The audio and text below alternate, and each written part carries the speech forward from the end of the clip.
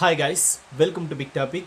இந்த வீடியோவில் நம்ம பார்க்க போகிறது என்ன அப்படின்னா, தலைமை பண்புக்கும் தற்குறித்தனத்துக்கும் என்ன வித்தியாசம் அப்படிங்கிறத பற்றி தான் பார்க்க போகிறோம். விஜய் அவர்கள் அரசியலுக்குள்ளே வந்ததுக்கு அப்புறமா அவர் அரசியல் ரீதியாக பல பேர் விமர்சனம் வச்சாங்க, சில பேர் தனி மனித தாக்குதல் நடத்துனாங்க அப்படிங்கிறது நம்மளுக்கு தெரியும்.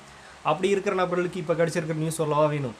தளபதி சங்கீதா விவாகரத்து விஷயம் வந்திருக்குல்ல, அதில் அவங்க சில விஷயங்களை பெட்டிஷனில் மென்ஷன் பண்ணது, தளபதி ஒரு குற்றவாளி மாதிரி பார்த்தோன்னா சில விஷயங்கள் அவங்க மென்ஷன் பண்ணது எல்லாமே எடுத்து வச்சு இப்போது திமுக உடன்பிறப்புகளாகட்டும், இந்த பக்கம் நாம் தமிழர் கட்சி சேர்ந்த தம்பிகளாகட்டும், இந்த சாட்டை துரைமுருகன், இவங்க எல்லாமே பார்த்தோன்னா அந்த அண்டாவாயின் செந்தில் எல்லாமே விஜய் மேலே ஒரு மிகப்பெரிய அவப்பெயரை செட் பண்ணிட்டானுங்க. ஏன்னா இவனுக்கு தற்குறிங்க அப்படிங்கிறது நம்மளுக்கு தெரியும். இந்த பக்கம் தலைமை பண்பு அப்படின்னு பார்த்தா தலைமை பண்பு ரொம்பவே சூப்பராக தான் இருக்குன்னு தான் சொல்லணும். அதாவது விஜய் அவர்கள் அரசியல் கட்சி ஆரம்பித்து கொள்கை எதிரி பிஜேபின்னு சொன்னார்ல, அப்படிப்பட்ட கொள்கை எதிரியாக இருக்கக்கூடிய பிஜேபி சேர்ந்த அண்ணாமலை அவர்களே ரொம்பவுமே டீசெண்டாக பேசியிருக்காரு. என்னதான் நம்ம முரண்பாடு இருந்தாலும் கூட ஒரு அரசியல் தகுதின்னா என்ன, அரசியல் பண்புன்னா என்ன அப்படிங்கிறத பற்றி அவர்கிட்ட வாங்கி குடிக்கணும் இந்த தற்கொலைங்க எல்லாமே. அந்த லெவலில் பார்த்தோன்னா ஒரு கருத்தை தெரிவிச்சிருக்காரு. என்ன சொல்லியிருக்காரு அப்படின்னா, இதை பற்றி அவர்கிட்ட கேட்டாங்க. அதுக்கு அவர் என்ன சொல்கிறார் அப்படின்னா, ஆனால் இது விஜயோட தனிப்பட்ட பிரச்சனை, அதை அவங்க தான் பேசிக்கணும், அதுமாரியே நம்ம அரசியல் பண்ணுறதில்ல, அந்த அரசியல் பண்ணவும் எங்களுக்கு தெரியாது அப்படின்னு சொல்லியிருந்தார். அது மட்டுமானா இல்லை, அரசியலுக்குள்ளே வந்துட்டாலே குடும்ப பிரச்சனைலேருந்து எல்லாம் தோண்டி எடுத்து பார்த்தோன்னா இந்த மாதிரியான விஷயங்களை பண்ணாதான் செய்வாங்க. அரசியலுக்குள்ளே வந்துட்டா அது தீப்பந்தத்துக்குள்ளே போயிட்டு வர்ற மாதிரியான ஒரு இதுதான். அதை விஜய் அவர்கள் ஃபேஸ் பண்ணி தான் வரணும். பல பேர் மேலே, அந்த பல தலைவர்கள் மேலே அந்த குற்றச்சாட்டுகளெல்லாம் வச்சுருக்காங்க, அதையெல்லாம் ஃபேஸ் பண்ணி எழுந்து தான் அவர் வரணும், இதுலேருந்து அவர் மீண்டு வருவார் நம்புகிறேன் அப்படின்னு மாதிரியான ஒரு நார்மலான ஒரு விஷயத்த ஒரு அரசியல் தலைவர் எப்படி கடந்து போகணுமோ அந்த மாதிரி கடந்து போயிருந்தார். இதுக்கு முன்னாடி பிஜேபியோட முன்னாள் மாநில தலைவராக இருந்த அண்ணாமலை அவர்கள் இப்போ அவர் கிடையாது, ஆனாலும் பார்த்தோன்னா கட்சியில் இருக்கார், வேட்பாளராக போட்டிட்டு ஒரு நபர். இந்த மாதிரியான ஒரு பதவியில் இருக்கிற நபர் தான், அந்த கட்சியில் பார்த்தோன்னா ஒரு முக்கியமான பொறுப்பில் இருக்கிற ஒரு நபர். அந்த நபர் இந்த விஷயத்தை இவ்வளோ ஈஸியாக கடந்து போனார். மிக முக்கியமாக மரியாதை நிமித்தமாக கடந்து போனார். அது அவரோட தனிப்பட்ட பிரச்சனை, அதை அவங்க பார்த்துப்பாங்க, அதை நம்ம பேசக்கூடாதுன்னு கடந்து போகிறாரு. இது தலைமை பண்பு. தற்குறித்தனம் அப்படிங்கிறது எங்கே இருக்குது அப்படின்னா, சமத்துவம் சமூக நீதி அப்படின்னு பேசிக்கிட்டு நாங்கள் தான் பிஜேபிக்கிட்ட இருந்து தமிழ்நாட்டை காப்பாற்ற போகிறோம் அப்படின்னு உருட்டிக்கிட்டு இருக்கிற இந்த தற்குறிங்க தான் பார்த்தோன்னா விஜய் அவர்கள் மேலே இருக்கிற அந்த அவப்பேரை அப்படியே கொட்டி தீக்கிறானுங்க.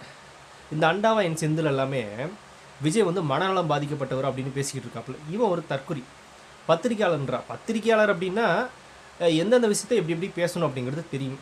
ஆனால் இவன் பார்த்தோன்னா பத்திரிகையாளர் அப்படின்றதுனாலேயே பல டைவெர்ட் பண்ணி சில விஷயங்களை பேசி மக்களை நம்ப வைக்கிறதுக்கான சில வேலைகளை பண்ணிகிட்டு இருக்கா இந்த செந்தில்வேல் அப்படிங்கிற இந்த அண்டாவாயின் செந்தில். விஜய் மனநலம் பாதிக்கப்பட்டவர் அப்படின்னு பேசி ஒரு வீடியோ வேறு போட்டிருக்காப்புல, அதில் ட்விட்டரில் ஷேர் பண்ணுறாப்புல. மனநலம் பாதிக்கப்பட்டவர் யார் அப்படின்னா அது நீ தான்டா. இந்த ஆளுக்கு மரியாதையெல்லாம் கிடையாதுங்க. தனிப்பட்ட ரீதியாகவே ஒரு தாக்குதல் நடத்த ஆரம்பித்ததுக்கப்புறமா இவனுக்கு என்ன மரியாதை வேண்டி கிடக்குது? இவன் சொல்கிறான் விஜய் மனநலம் பாதிக்கப்பட்டவர் அப்படின்னு. இப்போ நான் சொல்கிறேன் பார்த்தீங்களா, நீ தான் ஒரிஜினலாகவே மனநலம் பாதிக்கப்பட்ட ஒரு நபர். திமுகவுக்கு சொம்படிச்சுட்டு பத்திரிகையாளர்னு போட்டுக்கிற நீ மனநலம் பாதிக்கப்பட்ட ஆளா இல்லையான்றது முதல் கேள்வி. திமுக நடக்கிற விஷயங்களை எதிர்த்து போராட்டங்கள் அங்கங்கே மக்கள் பண்ணிகிட்டு இருக்காங்க. ஆசிரியர்கள் போராட்டம், தூய்மை பணியாளர்கள் போராட்டம், விவசாயிகள் போராட்டம், மருத்துவர்கள், செவிலியர்கள் அப்படின்னு எல்லா போராட்டங்களும் நடந்துட்டு இருக்கு. ஆனால் இங்கே திமுக பொற்கால ஆட்சி கொடுத்துட்ருக்கு அப்படின்னு சொல்லி பேசிக்கிட்டு இருக்கிற நீ தாண்ட மனநோயாளி. ஃபஸ்ட்டு அதனை எடுத்து கேள்வி கேட்டிருப்பியாடா தற்குறி. அண்டாவாயின் செந்தில் அப்படின்னு நீயே தானே உனக்கு பேர் வச்சுக்கிட்ட. அந்த அண்டாவிலேருந்து பார்த்தோன்னா திமுகவுக்கு முட்டு கொடுக்குற வார்த்தைகள் மட்டும்தான் விழுமா, வேறு எதுவுமே விழாதா? மக்கள் என்னென்ன பிரச்சனை சந்திச்சுக்கிட்டு இருக்காங்களோ அதை பற்றி பேசாத அந்த தற்குறி எப்படி பார்த்தோன்னா பத்திரிகையாளர்னு போட்டுக்கிறானோ, அப்போ இவன் தான் மனநலம் பாதிக்கப்பட்ட ஒரு நபர். பத்திரிகையாளர் அப்படின்னா எல்லா பிரச்சனைகளும் பேசணும். விஜயோட குடும்ப பிரச்சனை பேசுகிற இந்த பத்திரிகையாளர் அப்படின்னு போட்டுக்கிட்டு இந்த திமுக கொத்தன்மை தான் மனநலம் பாதிக்கப்பட்டவர். ஏன்னா பத்திரிகையாளர் அப்படின்னு எல்லாத்தையும் பேசு, திமுக ஆட்சியில் நடிக்கிற விஷயங்களும் பேசு. திமுகவுக்கு புக் எழுதிக்கிட்டு இருக்கா தற்குறி. இந்த அளவுக்கு போராட்டங்கள் நடந்துகிட்டு இருக்கு, இவ புக் எழுதுறானமா. திமுக பார்த்தினா அந்த திராவிடம் 2.0 அப்படின்னு புக் எழுதிக்கிட்டு இருக்கா லூசுத்தனமா. இது ஒரு புக்காக போடுறான்னா போட மாட்டான். சரி, அதையெல்லாம் விடு. இவன் எந்த அளவுக்கு பார்த்தோன்னா ஒரு மனநலம் பாதிக்கப்பட்ட நபர் அப்படின்னா, 2 வயசு சிறுமியை திமுக சேர்ந்த முக்கியமான ஒரு நபர்னு வச்சுங்களேன். அந்த நபர் 2 வயசு சிறுமிக்கிட்ட, 2 வயசு குழந்தைகிட்ட, அந்த குழந்தைகிட்ட என்னடா இருக்கும், அந்த குழந்தைகிட்ட பார்த்தோன்னா பாலியல் சீண்டல் பண்ணியிருக்கா ஒரு தற்குறி. வயசு பார்த்தோன்னா 50க்கு மேலே இருக்குன்னு நினைக்கிறேன். திமுக கட்சி சேர்ந்த நபர். திமுகவில் சமத்துவம் சமூக நீதி பெண்கள் பாதுகாப்புன்னு மானா எங்கே இருக்குன்னு சொல்லி முட்டு கொடுக்குறியாடா அண்டாவாயின் செந்தில், எங்கடா இருக்குது? இதுதான் பார்த்தோன்னா உங்களோட பெண்களை காப்பாற்றுற லட்சணமா? பெண்களை விடு, குழந்தைகள். இங்கே ஒரு பெண்ணை விஜய் ஏமாற்றிட்டாருன்னு பேசுகிற, அவரோட மனைவிக்கு துரோகம் பண்ணிட்டாருன்னு பேசுகிற, அவருடைய பர்சனல் எடுத்து நீ லூசுத்தனமாக பேசிட்டு இருக்கிற அப்படின்னா நீ ஒரு மனநல பாதிக்கப்பட்ட தற்குறி அப்படின்றது தெரியும். இந்த பக்கம் வாடா, திமுக 2 வயசு குழந்தைகிட்ட ஒரு தற்குறி பார்த்தோன்னா இந்த மாதிரி நடந்திருக்கானே, அதை பற்றி நீ ஏடா பேசல? அது நேஷனல் நியூஸ் வரைக்கும் போயிடுச்சுங்க, பிபிசி நியூஸ் வரைக்கும் போய் அங்கேருந்தெல்லாம் நியூஸ் போட ஆரம்பிச்சிட்டாங்க. இது எந்த அளவுக்கு பார்த்தோன்னா ஒரு கேவலமான விஷயம் திமுகவுக்கு. அப்போ இந்த நாய்க்கு திமுக பற்றி பார்த்தோன்னா யார் என்ன சொன்னாலும் சொல்லவும் கூடாது, யாரும் சொன்னாலும் அதை பற்றி பிரச்சனை இல்லை, இதை பற்றி இவன் பேசவே மாட்டான். ஆனால் பத்திரிகையாளர்னு போட்டுக்குவான், இந்த பக்கம் திமுகவுக்கு முட்டு கொடுப்பான். அப்போ ஒரிஜினல் பைத்தியக்கார மென்டல் கூ யார் அப்படின்னா இந்த நாய் தான். இவன் தான், வேறு யாருமே கிடையாது. இவன் எப்படி பார்த்தோன்னா வந்து ஒரு பத்திரிக்கையாளர் அப்படின்னு போட்டுக்கிறான். இவன் வந்து திமுக சொம்முன்னு போட்டுக்கணும், திமுகவோட பைத்தியக்காரன்னு சொல்லி போட்டுக்கணும். இத்தனை பிரச்சனைகள் நடந்துட்டு இருக்கு இந்த 5 வருஷத்தில். அதை பற்றியெல்லாம் வாய் திறக்காது. இவன் பத்திரிக்கையாளர்னு போட்டுக்கிட்டு திமுகவுக்கு முட்டு கொடுக்குற இவன் தான் முதல் மனநோயாளி. இவனை தான் ஃபஸ்ட்டு பார்த்தோன்னா டாக்டர்கிட்ட கொண்டு போய் சேர்க்கணும். கீழ்ப்பாக்கத்தில் கொண்டு போய் தயவு செஞ்சு சேர்த்துருங்க. இப்போ விஜய்க்கு எதிராக பார்த்தோன்னா திருச்சி வேலுச்சாமி பேசிக்கிட்டு இருக்காரு மக்கள் மன்றத்தில். அங்கே உட்காந்து சைகை காட்டிக்கிட்டு இருக்கான். ஏதாவது பொண்ணுங்களுக்குன்னா சைகை காட்டினான்றது நம்மளுக்கு தெரியல. ஏன்னா பாலியல் குற்றவாளியை பற்றி பாலியல் குற்றங்களை பற்றி பேசாத தற்கொலை அந்த வேலையும் பண்ணாலும் பண்ணுவாப்பில். ஏன்னா அதை பற்றி பேசாத நபர்கள் தான் இந்த மாதிரியான வேலைகள் செய்வாங்க. அங்கே உட்காந்துட்டு பார்த்தோன்னா ஏற்பாடு பண்ணு, இன்றைக்கி நைட்டு அனுப்பிச்சிடும் அப்படின்ற மாதிரியே சைகை கொடுத்துட்டு இருக்கிறா லூசுத்தனவங்க. இவனெல்லாம் பார்த்தோன்னா பத்திரிக்கையாளர். இவன் மனநோயாளி இல்லையாமல் மற்றவங்கள மனநோயாளின்னு பேசிக்கிட்டு இருக்கான். நீ தாண்டா ஒரிஜினல் மனநோயாளி. நீ மனநோயாளி இல்லை அப்படின்னா வேறு எதுவுமே பண்ணுவான். சிம்பிளாக ஒரே வேலை பண்ணு. பத்திரிக்கையாளர் அப்படின்னு போட்டுக்காமல் திமுக கொத்தரிமைன்னு போடு, திமுக சொம்முன்னு போடு. அதவே போட வக்கில்ல. ஆனால் இங்கே முட்டு கொடுத்துட்டு பார்த்தோன்னா விஜய் மனநோயாளின்னு சொல்லிக்கிட்டு இருக்கா இந்த லூஸு. அந்த திமுக பிரமுகர் பண்ணாலும் அந்த 2 வயசு குழந்தை மேலே ஒன்று பிரச்சனை, அந்த பிரச்சனையை பற்றி பேசுகிறான். நீ தைரியமான பத்திரிக்கையாளர் இருந்தால் பேசு. அதுக்கப்புறம் விஜய் நீ மனநோயாளின்னு சொல்லலாம். அது சரி. இப்போ வந்து நாங்கள் விஜய் பற்றி இப்போது திமுக ஆட்சியில் ஒரு தவறு நடக்கும் அப்படின்னா அந்த தவறை தட்டி கேட்குற உரிமை எல்லாருக்குமே இருக்குது. முக்கியமாக பத்திரிக்கையாளர்களுக்கு இருக்குது. அப்படி பத்திரிக்கையாளர் அப்படின்னு போட்டுக்கிட்டு அதை பற்றியே பேசாத ஒரு தற்குறி இவன் தான் முழுமையான மனநோயாளி அப்படிங்கிறதுல எந்த வித மாற்றமும் கிடையாது. இதை மனநோயாளிக்கு உண்டான அர்த்தம். இந்த பக்கம் பார்த்தோம் அப்படின்னா இந்த சாட்டை துரைமுருகன் இவர் பார்த்தோன்னா விஜய் சைக்கோ அப்படின்றான். விஜய் சைக்கோன்றான். விஜய் சைக்கோன்னா அந்த லைட் ஆஃப் பண்ணி போடுறது, அதுக்கப்புறமா இன்னும் சில விஷயங்கள்லாம் சொல்லிட்டு இருக்காப்புல. நான் என்ன கேட்குறேன் அப்படின்னா, ஒரிஜினல் சைக்கோ யார் அப்படின்னா அது நீங்கள் தாண்டா. போன வாரம் பேசுனது இந்த வாரம் மாற்றி பேசுவீங்க, இந்த வாரம் பேசுனது அடுத்த வாரம் மாற்றி பேசுவீங்க. சரி நீ மட்டும்தான் அப்படின்னா உங்கள் அண்ணன் சீமானு, நீ உங்கள் கட்சியில் பல பேர் எல்லாருமே இந்த மாதிரி மாற்றி பேசிக்கிட்டு இருக்கீங்க. அப்போ உங்களுக்கு என்னடா பேர் வச்சுருக்கீங்க? வாரிசு நல்ல படம்ன்றான், இந்த பக்கம் குப்பை படம்ன்றான். மறுபடியுமே நீ தாண்டா ஒரிஜினல் சைக்கோ. விஜய் சூப்பர் ஸ்டார்ன்றா, இந்த பக்கம் விஜய் எல்லோரும் நடிக்கிறான்றா, நீ தாண்டா ஒரிஜினல் சைக்கோ. விஜய் மக்களுக்காக என்ன பண்ண போகிறார் அப்படின்றா, இந்த பக்கம் மக்களுக்கு என்ன பண்ணார் அப்படிங்கிறத பற்றி லிஸ்ட்டு போட்டு வீடியோவை போட்டிருக்கா, நீ தாண்டா சைக்கோ. விஜய் அவர்கள் அரசியலுக்கு வரதுக்கு முன்னாடி என்ன பண்ணார் அப்படின்னு இவனை தான் கேட்குறான். அவர் அரசியலுக்கு வரதுக்கு முன்னாடி என்ன பண்ணார் அப்படிங்கிறத பற்றியும் இவனை தான் பேசிக்கிட்டு இருக்கான். விஜயோட மாநாடு மிகப்பெரிய அளவில் பிரம்மாண்ட வெற்றி. இப்படி ஒரு மிகப்பெரிய மாநாட்டை பார்த்தோன்னா தமிழ்நாட்டில் யாருமே நடத்துறது கிடையாது அப்படின்னு பேசிக்கிட்டு இருக்கான். எங்கள் மாநாடு மாதிரி விஜய் மாநாடு கூட்டமே வரலன்னு பேசிக்கிட்டு இருக்கான். நீ தாண்டா சைக்கோ. என்னடா அது சைக்கோக்களெல்லாம் சேர்ந்து மற்றவங்கள சைக்கோவாக்க பார்க்குறீங்களாடா? என்னடா நியாயமாது ஒரிஜினல் சைக்கோ எங்கே இருப்பானுங்க அப்படின்னா அந்த ஜோம்பிஸ் அப்படின்னு பேர் வச்சுருக்காங்க உங்கள் கட்சியில் இருக்கிற எல்லாருக்குமே. அது பர்ஃபெக்டான பேர். நீங்கள் தாண்டா ஒரிஜினல் ஜோம்பிஸ் சைக்கோ அப்படிங்கிறதுல எந்த வித மாற்றமும் இல்லை. இதில் சாட்டை சுழலுமாமா. தற்குறி சாட்டை எப்பவுமே சுழலாது, பம்பரம் தான் சுழலும். அந்த சாட்டை எடுத்து பம்பரம் தான் சுழல வைக்க முடியும், சாட்டை சுழலாது. இவனுங்களா ஒன்று பேரை வச்சுக்கிறானுங்க, இவனுங்களா பார்த்தோன்னா சுழலும் அப்படின்றானுங்க, இவனுங்களா ஃபயர் விட்டுருக்குறானுங்க, இவனுங்களா பார்த்தோன்னா விசில் அடிச்சுக்கிறானுங்க. சரி ஓகே, விஜய் அவர்கள் அவங்களோட ஃபேமிலிக்கு சோறே போடலாமா? ஏன் சோறு போடலையாமாங்க? ஏன் போடல? அது தெரியல, இவன் தான் கேட்கணும். ஏன் போடல விஜய் அவர்கள், ஏன் சோறு போடல? இவன் சொல்லிக்கிட்டு இருக்காங்க அங்கே பெத்த குழந்தைங்களுக்கு சோறு போடல, அவரோட மனைவிக்கு சோறு போடல. அப்போ 25 வருஷம் குடும்பம் நடத்துனாங்கல்ல, அப்போ யார் சோறு போட்டா? நீ போய் போட்டேடா? யார் சோறு போட்டா? இவனா ஒன்று நினச்சிக்கிறான், இவனா ஒன்று பேசிக்கிறான். அதாவது மற்றவங்க குடும்பத்தில் என்ன நடக்குது அப்படிங்கிறது எட்டி பார்க்குறதே இவனோட வேலையே, வேறு எந்த வேலையும் கிடையாது. எல்லாருமே இந்த கட்சியில் இருக்கிற நபர்கள் எல்லாருமே அவர் யார் தெரியுமா, இவர் யார் தெரியுமா அப்படிம்பானுங்க. அப்படியே உங்கள் அண்ணன் சீமான் பெட்ரூம் எட்டி பாருங்கண்ணா. 10 வருஷம் ஒரு 15 வருஷத்துக்கு முன்னாடி என்ன பண்ணியிருக்காரு? சட்டையே இல்லாமல் ரீல்ஸ் போட்டுக்கிட்டு இருக்காரு. அதை பற்றி பேச மாட்டானுங்க. இந்த மாதிரி ஒரு தலைவனை வச்சுட்டு இவனுக்கு பார்த்தோன்னா விஜய் அவர்களோட ஃபேமிலி பிரச்சனையை பற்றி பேசிக்கிட்டு இருக்கானுங்க. விஜயை அவங்க வீட்டில் இருக்கிறவங்களுக்கு சோறே போடலையாமா. என்னடா பேசிக்கிட்டு இருக்கா இவன்? நம்மளுக்கு ஒன்றுமே புரிய மாட்டேங்குது. அதாவது விஜய் அவர்கள் இவ்வளோ வருஷமாக அவங்களோட குடும்பம் நடத்தியிருக்காரு. இப்போ ஒரு குடும்ப பிரச்சனை வந்துருச்சு, அதை அவங்க ஃபேஸ் பண்ணி போகிறாங்க. இவன் இதுக்கு நடுவில் எதுக்கு பார்த்தோன்னா புரோக்கர் வேலை மாதிரி பண்ணிக்கிட்டு இருக்கான். ஆல்ரெடி பார்த்தோன்னா சீமான் விஜயலட்சுமி அக்காவுக்கு நீ புரோக்கர் வேலை பண்ணதே போதும். அந்த அக்கா பார்த்தோன்னா தொடப்பக்கட்டா துறமுறங்கன்னு பேசியெல்லாம் வீடியோ போட்டு கிழிச்சதெல்லாம் போதும். இப்போ மறுபடியும் பார்த்தோன்னா யாராவது வீடியோ போட்டு கிளிக்கணுமா என்ன? இந்த தற்கொலைன்றது நம்மளுக்கு தெரியல. அங்கேயும் புரோக்கர் வேலை பார்க்குறான். இங்கே விஜய்க்கு டைவர்ஸ் ஆக போகுதுன்னு சொன்னால் இங்கேயும் புரோக்கர் வேலை பார்க்குறான். இவனுக்கு தான் பார்த்தோன்னா ஒரிஜினல் சைக்கோ. புரோக்கர்னா ஓடிடுறானுங்க. புரோக்கர் கமிஷனுக்காக ஆரம்பிட்ட கட்சி. அப்போ புரோக்கர் வேலைன்னா எங்கே இருந்தாலும் ஓடத்தானே செய்வானுங்க. அதனால் இந்த புரோக்கர் வேலையும் பண்ணுறானுங்க. அப்புறம் என்னன்றா அப்படின்னா தன்னோட மனைவியே பார்த்துக்காத ஒரு விஜய், தன்னோட குழந்தைங்களே பார்த்துக்காத ஒரு விஜய் இவர் தமிழ்நாட்டை பார்த்துக்க போகிறாரா? இவர் எப்படியோ அதே மாதிரி தானே இவங்க தொண்டர்களும் இருப்பாங்க அப்படின்னு கேட்குறேன். இப்போ நான் என்ன கேட்குறேன்னா, உங்கள் அண்ணன் சீமான் பாலியல் வழக்கில் மாட்டிட்டார், இப்போ வேறு கல்யாணம் பண்ணிட்டார். அதே மாதிரி தான் உங்கள் கட்சியில் இருக்கிற தம்பிகள் எல்லாருமே பண்ணிகிட்டு இருக்காங்களா என்ன? சரி அதை விடு. இந்த யூடியூப் ரூட்டர்ஸு இந்த இன்னொன்று அதர்ம மனோஜ் இவங்க எல்லாருமே உங்க மேலே வைக்கிற குற்றச்சாட்டு என்ன அப்படின்னா, நீ இன்னொருத்த முன்னாடி கூட்டிகிட்டு வந்து தான் கல்யாணம் பண்ணி குடும்பம் நடத்திக்கிட்டு இருக்க அப்படின்னு பல நாள் வீடியோ போட்டு இன்னும் கிழிச்சிட்டு இருக்காங்க. இப்போ வரைக்கும் பேசிக்கிட்டு இருக்காங்க. அவங்க அப்படி கேட்குறாங்களே, இவங்க எதுக்குமே ரியாக்டே பண்ண மாட்டாங்க, பேசவே மாட்டாங்க. யூடியூப்பில் எதுக்கு எடுத்தாலும் வீடியோ போடுறாள், இதை பற்றி போட வேண்டியதுன்னா போட மாட்டேறான். அப்போ அது உண்மையான்னு நம்ம கேட்கலாமா இல்லையா? இது உங்களோட பர்சனல் அட்டாக் அப்படின்னு பேசுவான். விஜயோட பர்சனல் அட்டாக் நீ பேசும்போது பார்த்தோன்னா மற்றவங்களோட பர்சனல் அட்டாக் உங்கள் பர்சனல் அட்டாக் நாங்கள் பேசுகிறது என்ன தப்புன்னு தான் நம்மளுக்கு இந்த இடத்துல இன்னொரு விஷயத்தை கேட்க தோணுது. சரி, இதெல்லாம் விடுங்க. இப்போது நீ உன் கட்சியில் கொள்கை பரப்பு செயலாளர், இன்னொருத்தரோட மனைவி தான் நீ ஆட்டை போட்டு வந்து குடும்பம் நடத்திக்கிட்டு இருக்க அப்படின்னு ஒரு குற்றச்சாட்டை திமுகவிகள் வைக்கிறாங்க. நாங்கள் வைக்கல, நீ வேணா ஒருத்தர் ட்விட்டரில் ஒருத்தர் போட்டிருக்க, அங்கே போய் பார்த்துக்க அவர் மாதிரி சொல்லிட்டு இருக்காங்க.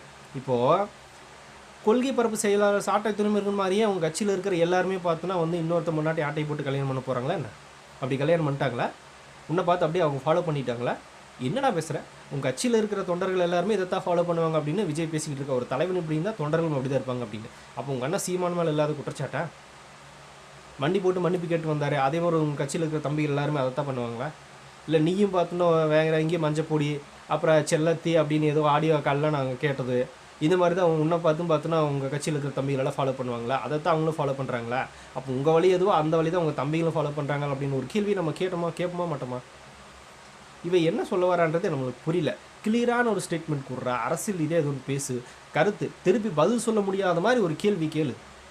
இப்போது இந்த ஒரு விஷயத்தை வச்சு தமிழ்நாட்டு மக்களுக்கு விஜய் எதுவும் பண்ணுவாரான்னு இவன் கேட்குறான். இப்போ நான் என்ன கேட்குறேன் அப்படின்னா, அவர் தமிழ்நாட்டு மக்களுக்கு பண்ண விஷயங்களை எடுத்து நீயே தான் வீடியோவாக போட்டிருக்க, என்னென்ன பண்ணியிருக்காரு அப்படிங்கிறத அப்படியே பண்ண ஒரு நபர் இப்போ எப்படி பார்த்தோன்னா பண்ணுவாரான்னு நீயே கேட்குற அப்படின்றத நீயே கண்ணாடி பார்த்து முஞ்சில் காரி துப்பிக்கொண்டு தான் நம்மளுக்கு கேட்க தோணுது. சரி, அவர் அரசியலுக்கு வந்ததுக்கப்புறமா ஏன் பண்ணலன்னு நீ கேட்டால் நியாயமான ஒரு விஷயம். வர்றதுக்கு முன்னாடி எப்படி பண்ணுவாரா அப்படின்றான். நேற்று தாவேகா தொண்டர்கள் ஒரு ஏரியாவில் ஒருத்தருக்கு வீடு கட்டி கொடுத்துருக்காங்க. நீங்கள் என்னடா பண்ணீங்க? நீங்கள் என்ன பண்ணிக்கிறீங்க? ஒரு ஓலை குடிசை போகிறக்கு ஒரு ஓலை வாங்கி கொடுத்துருப்பானுங்களா? ஒரு கயிறு வாங்கி கொடுத்துருப்பானுங்களா? எதுவுமே பண்ண மாட்டானுங்க. எதுவுமே பண்ணாது இவனுங்களாம் பார்த்தோன்னா நாங்கள் எல்லாத்தையும் பண்ணுவோம் அப்படின்னு பேசுவானுங்களாமா. எல்லாத்தையும் பண்ணிட்டு வந்து நாங்கள் இதுக்கு மேலேயும் பண்ணணும் அப்படின்னா எங்களுக்கு பதவின்றது வேணும், மக்களுக்காக நாங்கள் பண்ணுறதுக்கு இன்னும் எங்களுக்கு பார்த்தோன்னா ஆட்சின்றது ஒன்று வேணும், அதை கொடுங்கன்னு கேட்டுக்கிட்டு இருக்கிற தாவேக்காவை பார்த்தோன்னா என்ன பண்ணுவான்னு கேட்டுக்கிட்டு இருக்கா இந்த தற்குறி. இந்த நாம் தமிழ் கட்சினால் தமிழ்நாட்டில் இது வரைக்கும் நடந்த மாற்றம் என்ன? ஒன்றுமே இல்லை, எதுவுமே கிடையாது. எதுவுமே பண்ணாத ஒரு கட்சி எல்லாத்தையும் பண்ணிவிட்டு அரசியலுக்கு வந்து தேர்தல் நிற்கிற ஒரு கட்சியை பார்த்து இவங்கெல்லாம் நாளைக்கு என்ன பண்ண போகிறான்னு கேட்குற நிலைமைக்கு இருக்குது பாருங்களேன் விஜயோட அந்த தனிப்பட்ட வாழ்க்கை. இவன் என்னன்றா வீடியோ ஸ்டார்டிங்லேயே தனிப்பட்ட முறையில் விஜயோட பற்றி நான் எதுவும் பேச போகிறது இல்லை, அப்புறம் இதுக்கு 20 நிமிஷம் மேலே வீடியோ போட்டு வச்சுருக்கேன். ஃபுல்லாக விஜய் பற்றி தான் பேசியிருக்கான், அவரோட கேரக்டரை பற்றி தான் பேசியிருக்கான். ஃபுல்லாகவே அதுதான். ஆரம்பத்தில் நான் அதை பேசுகிறது சரியாக இருக்காது, அப்புறம் 20 நிமிஷம் என்னத்தை பேசிகிட்டு இருந்தேன். ஃபஸ்ட்டு நீ எதுக்கு இதை பேசுகிற? உனக்கு எதுக்கு என்ன சம்மந்தம்? இது அவங்களோட ஃபேமிலி பிரச்சனை, அவங்க பேசிட்டு போகிறாங்க, உனக்கு என்ன பிரச்சனை? அதாவது கொள்கை எதிரி பிஜேபி, அரசியல் எதிரி திமுக அப்படின்னு சொன்னார்ல விஜய் அவர்கள். இவங்களை எதிர்த்து அரசியல் பண்ணிக்கிட்டு இருக்காரு. அப்படிப்பட்ட ஊப்பிகள் பேசுகிறானுங்க, பேசி தொலைகிறானுங்க. அவங்க பார்த்தோன்னா வந்து எப்படியும் விஜய் ஜெயிக்க விடக்கூடாதுன்றக்காக பண்ணிகிட்டு இருக்காங்க. ஆளுங்கட்சியாக இருக்கிற நபர்கள் பேசுகிறாங்க, ஒரு சில பேர் கடந்து போயிடுறாங்க, ஒரு சில பேர் பேசிகிட்டு இருக்காங்க. ஓகே, இந்த பக்கம் பிஜேபி சேர்ந்த அந்த அண்ணாமலை அவர்களெல்லாம் அதை பேசவே இல்லை. கொள்கை எதிரின்னு சொல்லக்கூடிய பிஜேபி சேர்ந்த அண்ணாமலை அவர்கள் இதை பேசாதீங்க, அதை அரசியலாக்காதீங்க, இதுக்கு எங்களுக்கு சம்மந்தம் இல்லை, இப்படி ஒரு அரசியல் பண்ண மாட்டேன்னு விலகி போகிறாரு. எதிரிகளாக இருக்கிற ஒரு எதிரி பேசுகிறாப்புல, இன்னொரு எதிரி பேசவே இல்லை. ஆனால் துளி கூட மதிக்காத விஜய் அவர்கள் கண்ணெடுத்து கூட பார்க்காத, துளி கூட மதிக்காத இந்த கட்சிக்காரனுங்க விஜய் அவர்களை கடிக்கிறதா முழு நிலையை வச்சுருக்காங்க. முழு நிலையை அவனை தான் வச்சுருக்காங்க. எல்லாமே உங்களோட வேலை என்ன அப்படின்னா விஜய் கிடைக்கிறது மட்டும்தான் வேலை. இப்படி ஒரு பாயிண்ட் கிடைச்சா விடுவானுங்களான்னு விட மாட்டானுங்க. இப்போ என்ன நடந்துட்டு இருக்கு அப்படின்னா, இவங்க அண்ணா சீமான், இந்த சாட்டை துரைமுருகன், இது இடுபாவனம் கார்த்தி, இவங்க எல்லாருமே இந்த லேடிஸ் மேட்டரில் சிக்கியிருப்பானுங்களே, அதை எடுத்து போஸ்ட் பண்ணி இப்போ பசங்க இன்னும் பார்த்தோன்னே கேவலப்படுத்த ஆரம்பிச்சிட்டானுங்க. கொஞ்ச நாள் அடங்கி இருந்துச்சு. இவங்க என்ன பண்ணிட்டாங்க அப்படின்னா இதை எடுத்து பேசி இதை கொண்டாந்து விட்டாங்க. ஏன்னா எங்கள் அண்ணன் சீமானை பேசுனீங்க அப்படின்னு. சீமானை பேசுனதுக்கு முக்கியமான காரணம் என்ன அப்படின்னா, அந்த பொண்ணை ஏமாற்றிட்டார்.